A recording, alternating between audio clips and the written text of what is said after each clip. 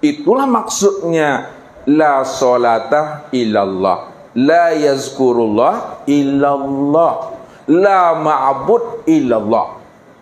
Tidak ada yang sholat, tidak ada yang ingat, tidak ada yang menyembah, melainkan hanya Allah semata-mata. Disitulah letaknya Allah itu, wujudnya qiyamuhu binafsihi. Nah, pada makom itu Bapak Ibu, la sautan wala harfun itu. Tidak ada lagi suara, tidak ada lagi kata di situ. Itulah sempurnanya syahadat Bapak Ibu itu. Ya. Nah, kalau udah sempurna syahadat, di situ pula lah dikatakan sempurnanya imannya Bapak Ibu itu. Nah, ini yang dimaksudkan oleh Allah dalam surah Al-Hijr ayat 99, wa'bud rabbaka hatta ya'tiyakal yakin. Wa'bud rabbaka hatta ya'tiyakal yakin. Nah, kalau makna, ya, terjemah secara makna, wa'bud rabbaka, sembahlah Rabbmu itu hatta ya'tiyakal yakin, sehingga benar-benar kamu menyaksikan Allah sempurna pada Muhammad rupa insan ini. Ini maknanya. Sehingga di dalam sholat Bapak Ibu tidak lagi berjarak dengan Allah. Ya. Kenapa tidak lagi berjarak? Karena Bapak Ibu sudah mengenal dan menyaksikan Allah itu tiada lain diri seorang. Diri seorang itu yang diri Tuhan itu. Diri Tuhan itu yang bernama Allah. Wujudnya Allah itu bernama Muhammad. Rupanya Allah itu disebut namanya Adam. Rahasia Allah itu disebut namanya Insan. Satu juga orangnya itu. Nah, itu memandangnya Bapak Ibu. Jadi asik Bapak Ibu di situ. Ya, jadi itulah makna dan pahamnya.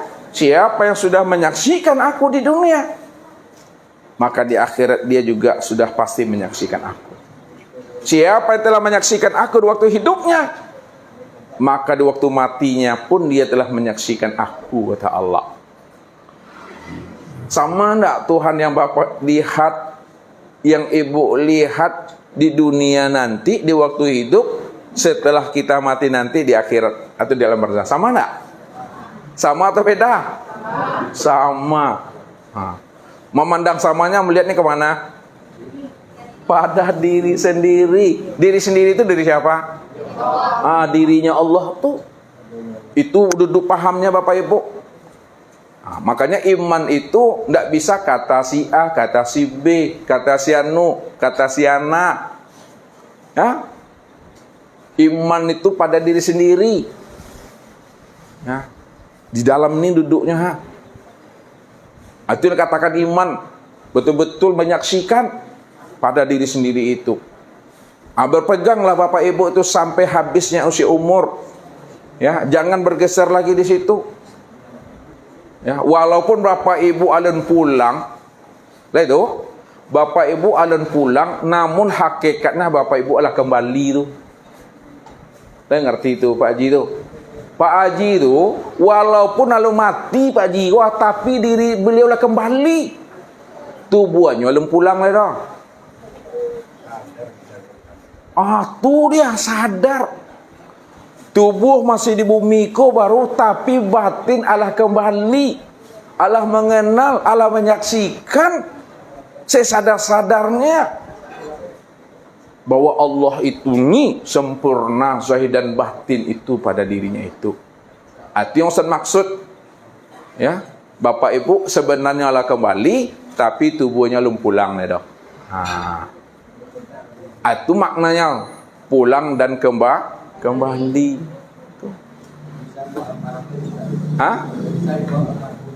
Lah bisa tuh Bapak Ibu dipanggil almarhum dan almarhumah.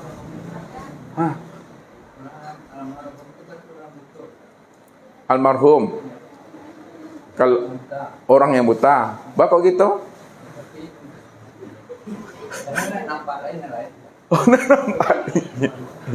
Ya, maksudnya benar, cuma kata-katanya salah. Jadi selalu menggelincirkan tuh. Jangan didengar tuh.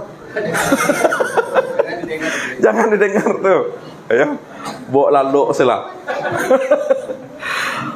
Makanya yang menyesatkan selalu jamaah itu bisa sesat itu kadang kata-kata guru itu tidak jelas dipahami. Maksudnya apa? Kata-kata menyesatkan.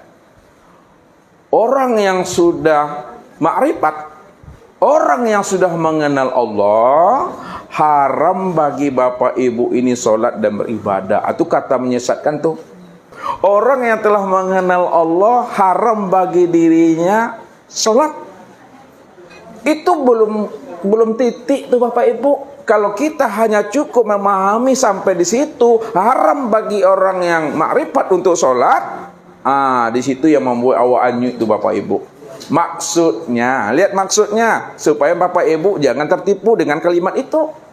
Maksudnya, orang yang sudah makrifat haram bagi dirinya sholat. Maksudnya itu bukan berarti bapak ibu tidak sholat. Itu maksudnya. Bapak ibu tetap sholat, tetap beribadah. Namun yang sholat dan beribadah itu bukanlah diri bapak ibu. Kalaulah diri bapak ibu yang merasa diri bapak ibu yang sholat, disitulah letaknya haram bagi diri bapak ibu itu sholat. Inilah makna yang disampaikan Allah. Fawailul lil musallin. Nerakawilah bagi orang yang merasa dirinya yang sholat. Jadi tetap kita sholat, tetap kita beribadah. Namun sholat dan beribadah itu bukanlah nyatanya keakuan diri kita, akan tetapi nyatanya keakuan diri Allah. Itu maksudnya bapak ibu. Jadi kalau nggak disampaikan paham itu sampai kepada titiknya, itu yang membuat kita itu tergelincir, ya kan? Kenapa? Karena tidak semua orang bisa memahaminya. Sedangkan letarang menyampaikannya tidak juga ngerti lah, boleh mencari surah. Itu yang dolun dua dolun. Sesat lagi menyesatkan itu. Ya, yang lah jale barangku ragu jo baru. Boleh barang yang disembunyikan. Tambah sesek beku bapak ibu. Bahasanya kan mencari setitiknya. Yang mana titik tuh? Pokoknya titik lah. Awak ingin mencari titik atau ingin mencari Tuhan? Ingin mencari Tuhan, bukan mencari titik. Titik itu kias saja tuh bapak ibu. Tuh. Dari titik itulah munculnya segala yang wujud. Siapa yang titik sejati itu aku, kata Allah. Itu disebut namanya wahdatul wujud. Itu yang disebut namanya wahdatul syuhud.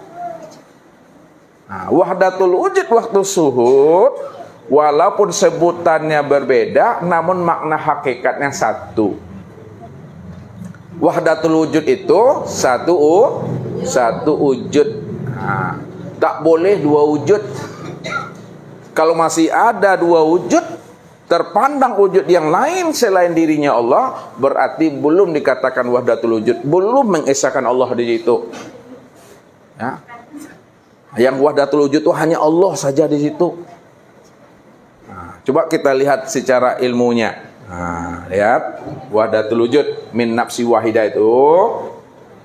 Wahdatul wujud satu wujud, atau dalam bahasanya min nafsi wahidah.